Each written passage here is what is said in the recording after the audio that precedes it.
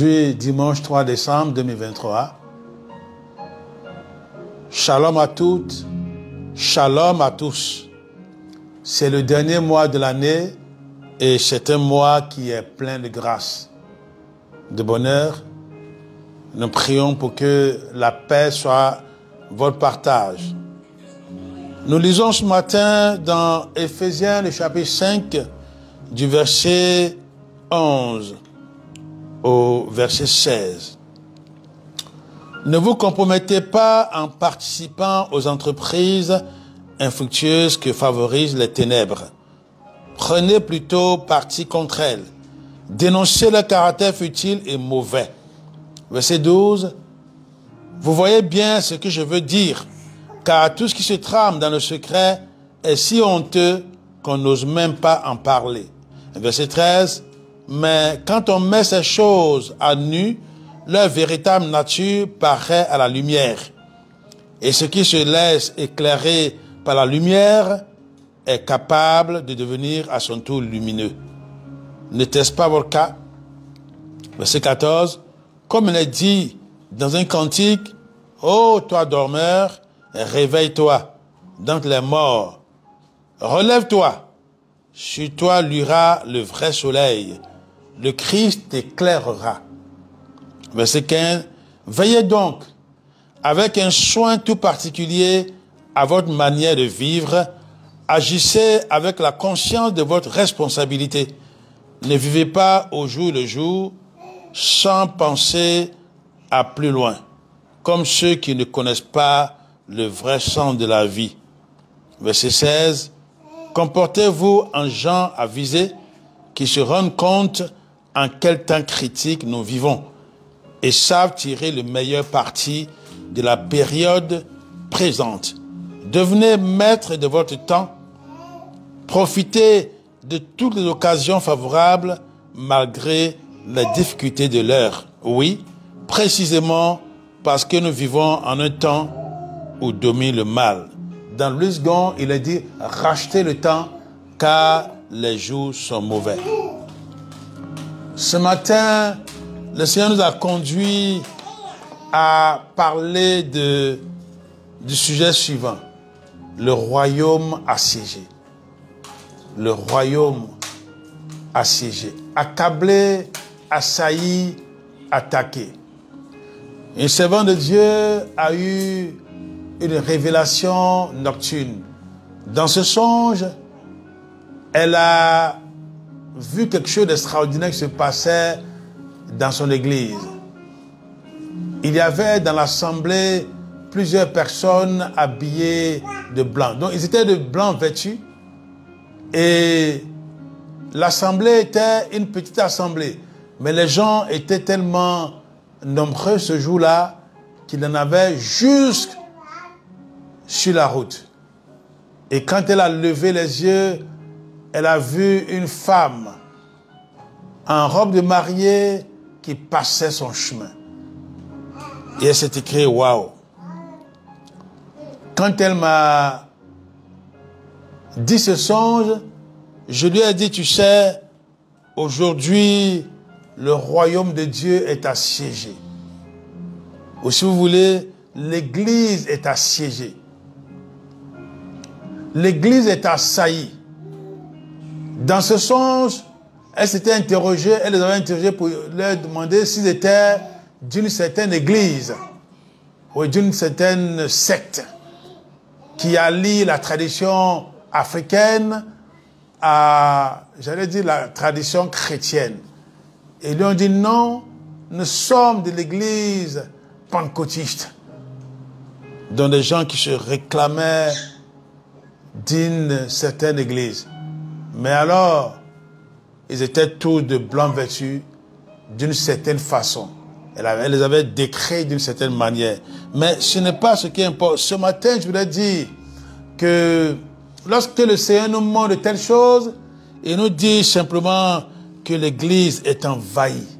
L'église est assiégée. D'ailleurs, il s'est rendu compte que ce qu'il disait en fait était contraire à ce qu'il faisait. Je lui ai dit, tu sais, aujourd'hui les dénominations sont assaillies. Les gens cherchent plutôt à attaquer. à prendre la moelle épinière, la quintessence de l'Église, c'est-à-dire à arracher la vigilance aux chrétiens pour sévir, pour les emmener ailleurs, pour tourner le cœur ailleurs. Je lui ai dit, tu sais, cette dame qui passait son chemin en robe de mariée, c'est le symbole de personnes qui viennent dans les églises et qui ainsi cherchent à conquérir des cœurs. Une fois mariés, ils font ce qu'ils veulent. Elles ou ils font ce qu'ils veulent. En réalité, ils ont l'apparence de la piété, mais ils renient ce qui en fait la force. Ils vivent leur vie comme ils l'entendent, loin de Jésus-Christ, loin de la volonté de Dieu. Aujourd'hui, c'est ce qui caractérise les dénominations, de sorte que le taux de divorce s'accroît en milieu, même en milieu évangélique, en milieu dit évangélique. Le royaume assiégé. Le royaume assiégé.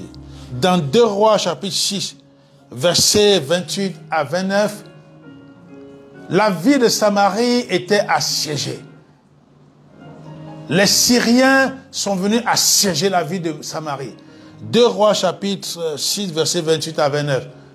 Et comme on ne pouvait ni sortir, ni entrer, ni aller faire des courses, ni aller faire des récoltes, il se trouve que les gens étaient contraints à faire des choses abominables.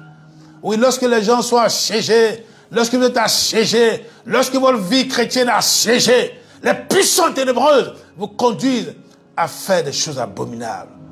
Comme nous l'avons lu dans Ephésiens chapitre 5, des choses dont on n'ose même pas parler. C'est ce qui est pratiqué lorsqu'on est assiégé. Parce que comme le dit Ephésiens chapitre 2, ceux qui refusent d'entrer pleinement dans le plan de salut de Dieu sont les démons qui agissent à travers eux. Et donc ils sont contraints de faire même ce qu'ils ne veulent pas faire. Comme Paul le dit dans Romains chapitre 6, ce que je sais qui est bien, je ne le fais pas, mais c'est ce qui est mauvais que je suis conduit à faire. Oui, lorsque vous êtes assiégé, votre esprit est assiégé, votre âme est assiégée, votre corps est assiégé, vous êtes amené à faire ce que vous n'avez pas envie de faire. Ainsi, dans 2 Rois chapitre 6, versets 28 à 29, une femme, parce que la ville était affamée, une femme a proposé à sa voisine de manger son enfant. Et le lendemain, ils mangeront le chien. Elles mangeront le chien. Et c'est ce qui a été fait. Ils ont fait cuire son enfant. Elles ont fait cuire son enfant. Elles ont bien mangé ce jour-là.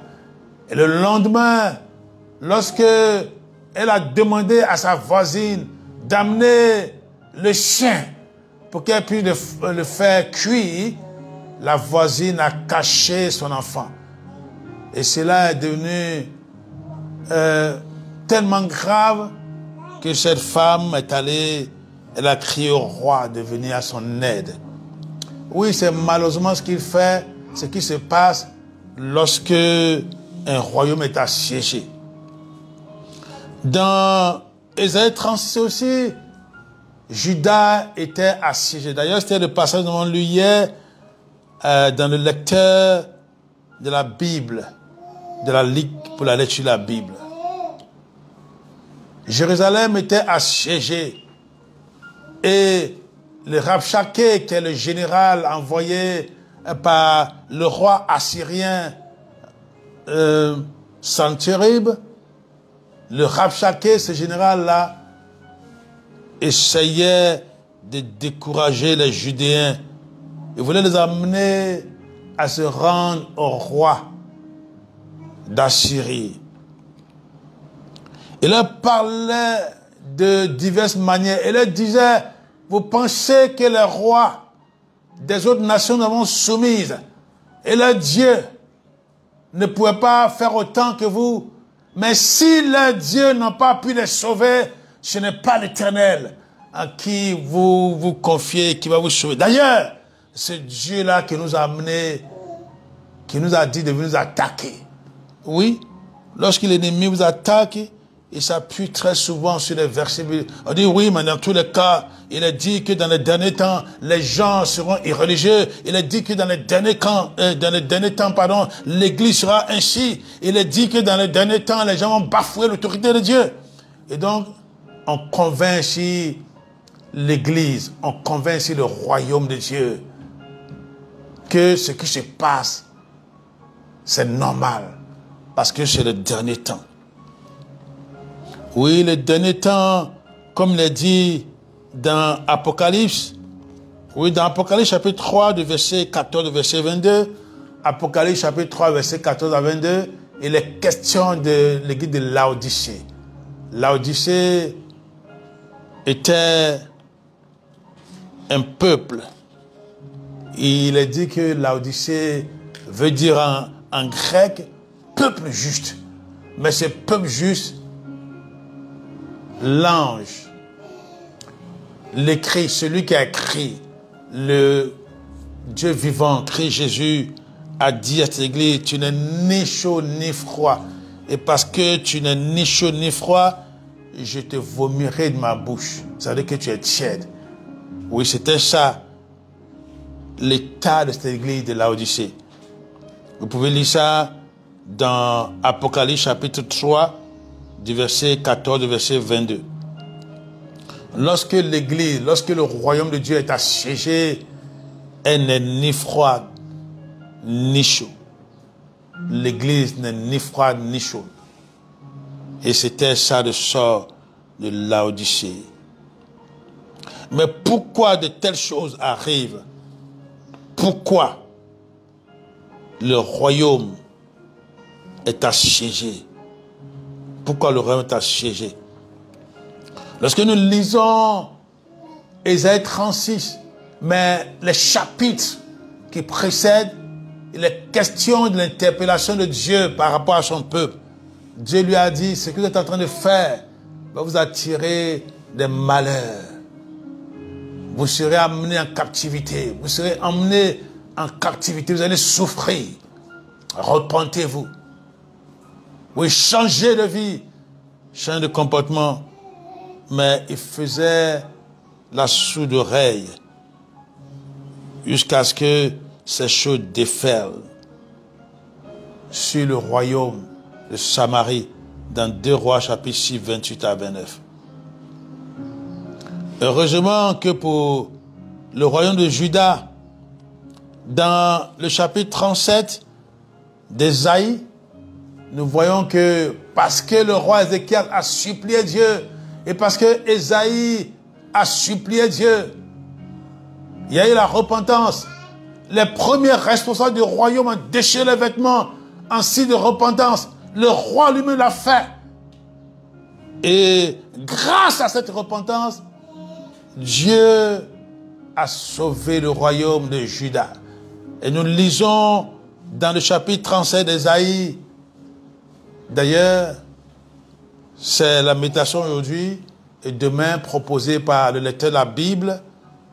Lorsque nous lisons le chapitre 37, il est dit que l'ange de l'Éternel est arrivé là et a frappé 185 000 soldats assyriens.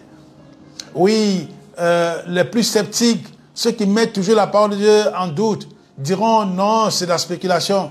Mais cela a été dit par de grands historiens, notamment par Hérodote. Ils ont confirmé que cela a eu lieu. Et les écrits égyptiens même en témoignent que c'était une délivrance miraculeuse. Ils ont dit surnaturelle. Oh, notre Dieu est tout puissant. D'abord, il a renvoyé Sanchérib chez lui. Il a quitté, il a abandonné le siège. Et il est parti. Dieu peut changer le cœur de ton adversaire. Église, Dieu peut changer le cœur de ceux qui veulent te violenter, de ceux qui viennent t'assiéger, de ceux qui font semblant, de ceux qui veulent détourner tes regards de la croix de Jésus-Christ. Là où tes péchés ont été effacés. Là où il est dit, que Dieu a effacé l'acte aux 1000 ordonnances qui te condamnait et qui rappelait sans cesse tes mésaventures. Il faut que tu comprennes, il faut que tu te repentes, car le royaume est assiégé. Oui, Dieu est capable de transformer le cœur de tes ennemis qui dans le secret te combattent parce que faisant partie du camp de l'ennemi, ils ont toutes sortes de perversions, comme il est dit, comme nous avons lu dans Ephésiens 5. C'est difficile de parler de ce qu'ils pratiquent. Oui, pour renforcer leur autorité, ils ont recours à des sacrifices humains. L'église assiégée comporte aussi ces gens d'individus qui se proclament prophètes. Il y a une sœur en Christ bien-aimée qui a perdu sa fille. Et elle nous a fait comprendre que sa fille était dans une certaine dénomination. Et l'homme de Dieu de cette dénomination a offert gracieusement une maison à sa fille et à son gendre qui y logeait. Mais cet homme de Dieu leur a dit, ce soi-disant de Dieu leur a dit, lorsque vous entrerez dans cette maison, cette chambre qui est là-bas, ne l'ouvriez jamais. Ne l'ouvrez pas parce que cette chambre est réservée. Lorsque je viendrai chez vous, c'est là où je me reposerai. Mais bizarrement, ce soi-disant homme de Dieu n'est jamais venu dans cette maison. Il n'est jamais venu s'y reposer. Alors finalement, son gendre a pris peur. Il a quitté cette maison. Il est même allé remettre la clé de cette maison au soi-disant homme de Dieu. Parce qu'en temps, sa femme est tombée malade. D'abord, elle était chante dans cette église, dans cette dénomination. Et cette chante a vu dans son songe qu'on est venu lui arracher le micro. Elle a commencé à avoir des problèmes de gorge à partir de là. Et sa voix s'éteignait. En outre, elle a vu que, alors qu'elle était dans la douche, l'ampoule de la douche est tombée, s'est écrasée sa tête. S'est brisée sa tête. Et depuis lors, elle a eu des maux de tête. Des maux de tête. Des maladies. Et on la soignait, on priait pour elle, mais rien n'y fit. Elle a été rappelée à Dieu. Elle est décédée.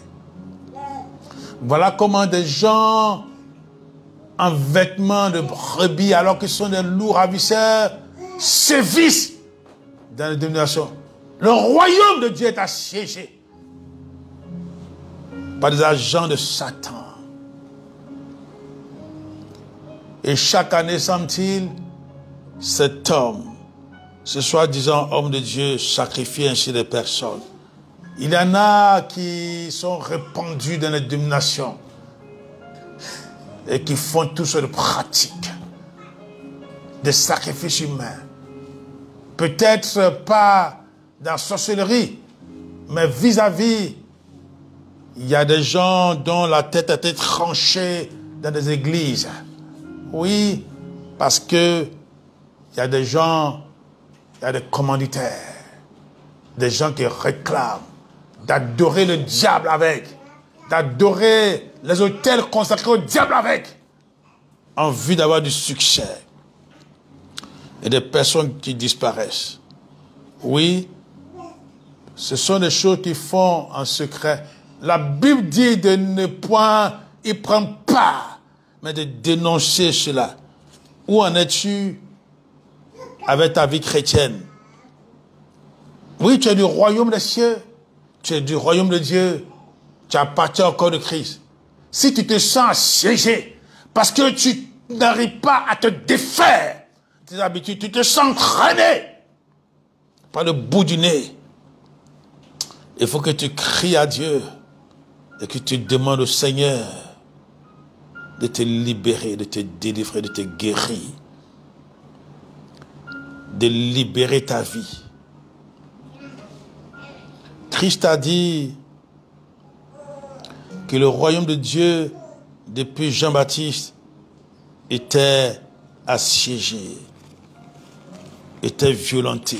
Nous lisons cela dans Matthieu, le chapitre 11 et le verset 12. Matthieu, chapitre 11, verset 12. Nous allons lire à partir du verset 11. Vraiment, je vous l'assure, c'est Christ qui parle ainsi. Parmi les hommes qui ont été enfantés ici-bas, Jean est le plus grand de tous. Et pourtant, le plus humble dans le royaume des cieux, lui est supérieur. Verset 12.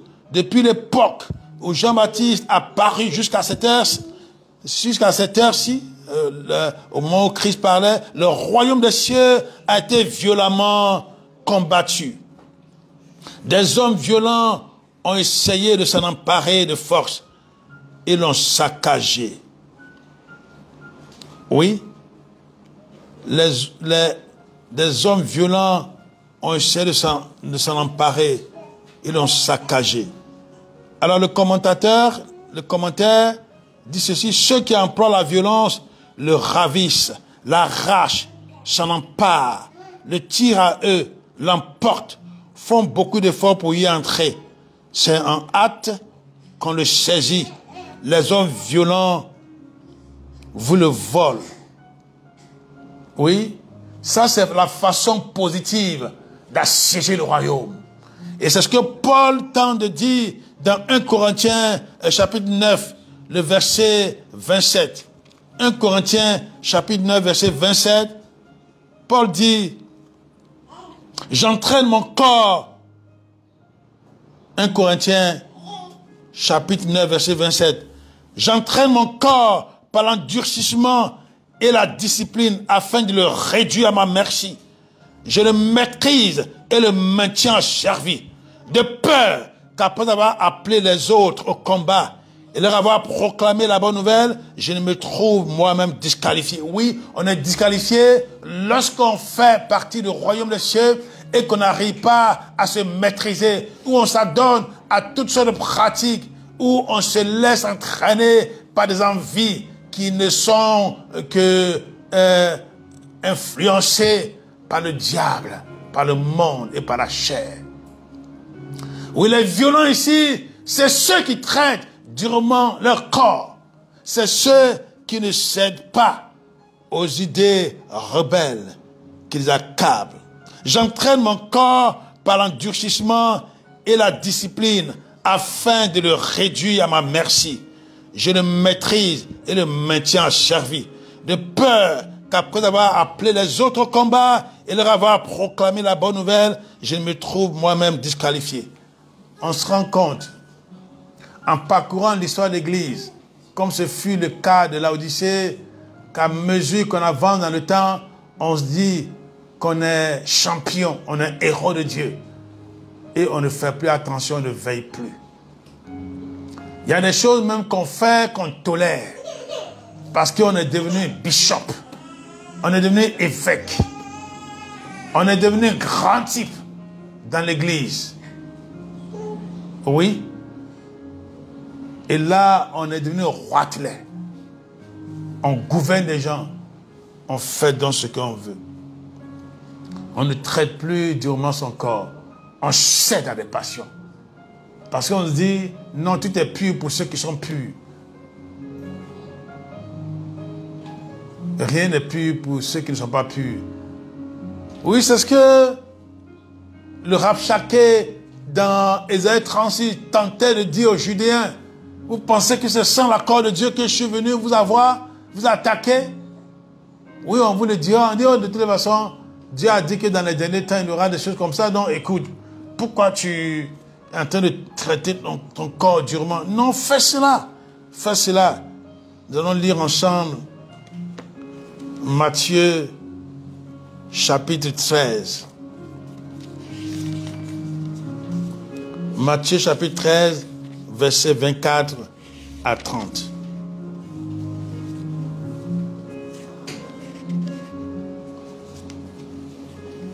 Avant cela, nous allons lire plutôt Matthieu chapitre 22. On reviendra sur le chapitre 13, mais nous allons lire le chapitre 22, du verset 1 au verset 14. Matthieu chapitre 22, 1 à 14. Jésus continua à leur parler au moyen de paraboles. Matthieu 22, 1 à 14. Jésus continua à leur parler au moyen de paraboles. Il leur dit, verset 2, « Il en va du règne des cieux comme d'un roi qui veut célébrer les noces de son fils. Il organisa un festin et il organise un festin, et envoie ses serviteurs convier les invités aux noces. Mais ceux-ci refusent de venir. Alors, il envoie d'autres serviteurs pour insister de sa part auprès des invités. Dites-leur, j'ai préparé mon banquet. J'ai fait tuer mes jeunes taureaux et mes plus belles bêtes. Tout est prêt. Venez donc aux noces. Mais cela les laisse parfaitement indifférents et sans se soucier de l'invitation, ils s'en vont l'un à son champ, l'autre à ses affaires. Verset 6. D'autres encore s'emparent des serviteurs, les maltraitent et finalement les massacrent. Verset 7. Quand le roi l'apprend, il devient furieux, il donne à ses troupes l'ordre d'exterminer ses assassins et de mettre le feu à leur ville. Verset 8. Ensuite, il dit à ses serviteurs, le repas de noces est prêt. Mais ceux que j'avais invités n'étaient pas dignes de venir. Verset 9. Allez donc sur les places d'où partent les rues principales, parcourez les chemins et invitez au festin des noces tous ceux que vous trouverez. Verset 10. Alors, les serviteurs s'en vont par les routes et rassemblent tous ceux qu'ils rencontrent, mauvais et bons, de sorte que la salle de fête se remplit de monde. Verset 11. Le roi entre pour examiner l'assistance. Il aperçoit là un homme qui n'a pas d'habit de noces. Verset 12. Mon ami, lui demande-t-il, comment as-tu pu entrer ici sans être habillé comme il convient pour un mariage? L'autre ne trouve rien à répondre. Verset 13. Alors le roi dit aux gens de service, prenez-le et jetez-le pieds et poings liés dans les ténèbres de dehors, où il y a des lamentations et d'amers regrets. Verset 14. Car beaucoup sont invités, mais ceux qui sont admis sont peu nombreux. Voilà quelqu'un qui vient assiéger le royaume, qui vient assaillir le royaume, qui vient et qui ne veut pas obéir, qui ne veut pas se conformer au modèle divin, qui a son propre habit et qui fait ce qu'il veut. Ainsi, il y a beaucoup de personnes qui assiègent l'église, qui attaquent l'église en ayant leurs propres pratiques, en ayant leurs propres doctrines, en ayant leurs propres actions, leurs propres idées, ou en invitant toutes sortes d'idées, d'idéologies dans l'église. Et en embrouillant ainsi les gens, en faisant croire qu'ils sont dans la note, alors qu'en réalité, ils ne veulent pas obéir à Dieu. Ils ne veulent pas marcher conformément à la volonté de Dieu.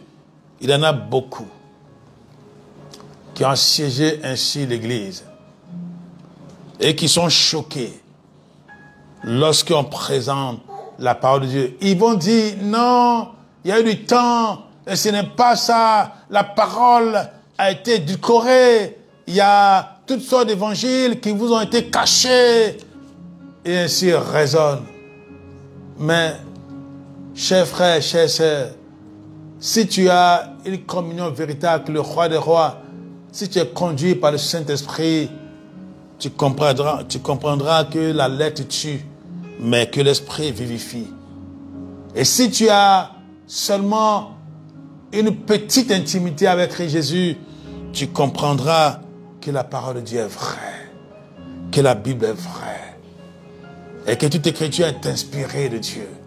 Tu le comprendras. Ainsi, ils ont investi l'Église. Ils ont investi le royaume. Ils troublent les gens. Ils troublent les gens. Christ a dit, lorsque je reviendrai, est-ce que je trouverai la foi chez ceux qui prétendent me connaître. Nous allons revenir maintenant dans Matthieu chapitre 13, du verset 24 au verset 30.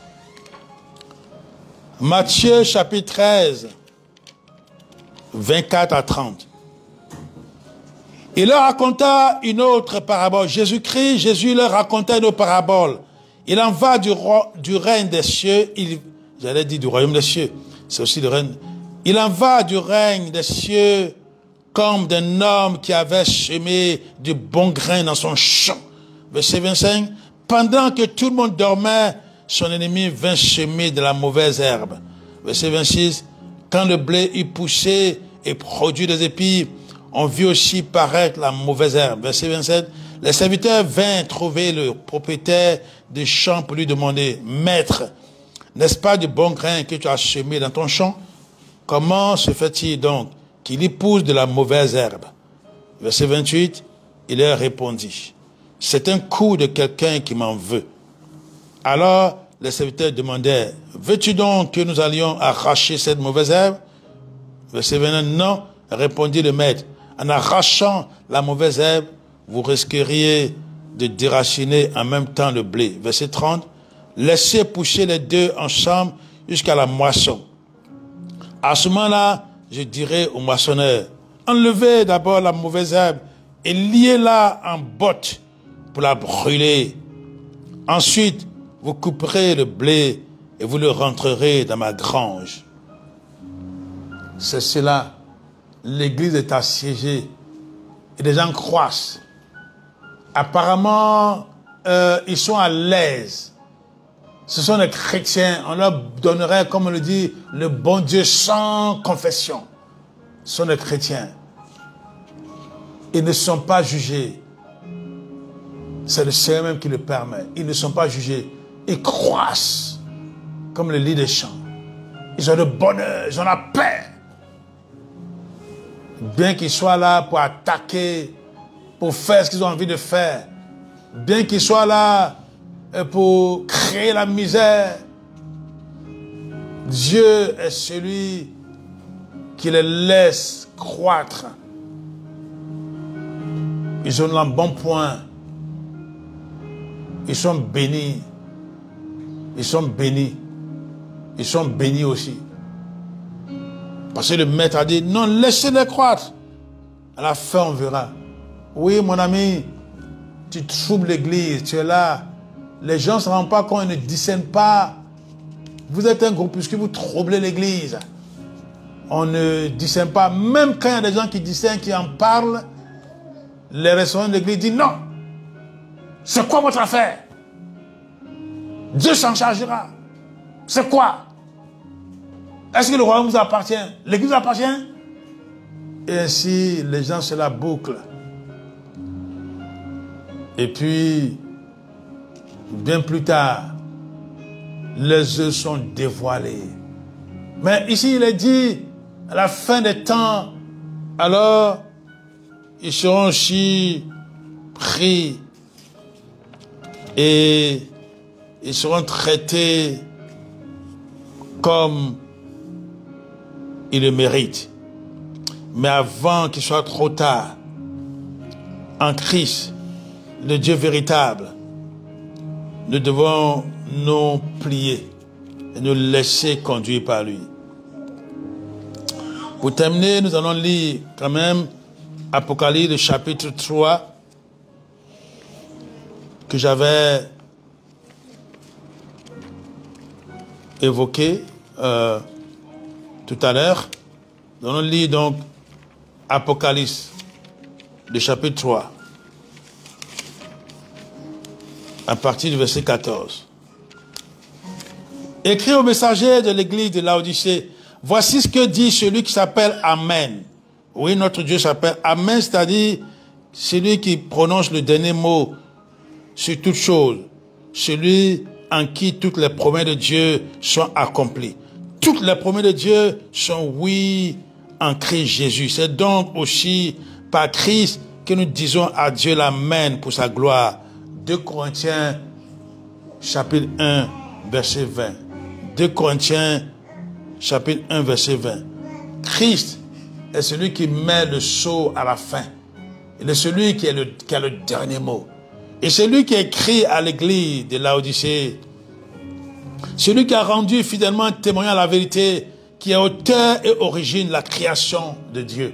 Christ est auteur et origine de la création de Dieu. Personne ne peut dénier cela. Mon ami, si tu es dans une logique de contestation, ressaisis-toi.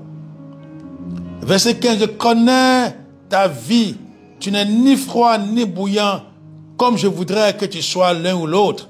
Verset 16, mais puisque tu es tiède, c'est-à-dire ni froid ni bouillant, je vais te vomir de ma bouche. Verset 17, tu prétends, je suis riche, j'ai fait des affaires, j'ai amassé des trésors, je suis arrivé, j'ai tout ce qu'il me faut. Mais tu ne te rends pas compte à quel point tu es misérable et pitoyable. S'il y a quelqu'un qui est pauvre, aveugle et nu, c'est bien toi. Verset 18, c'est pourquoi je te donne un conseil. Achète chez moi de l'or purifié au feu pour devenir réellement riche, des vêtements blancs pour te couvrir afin de ne pas laisser apparaître ton indécente nudité, et un collier pour oindre les yeux pour oindre tes yeux afin que tu vois clair. Verset 19, ceux que j'aime, je les reprends et je les éduque sévèrement.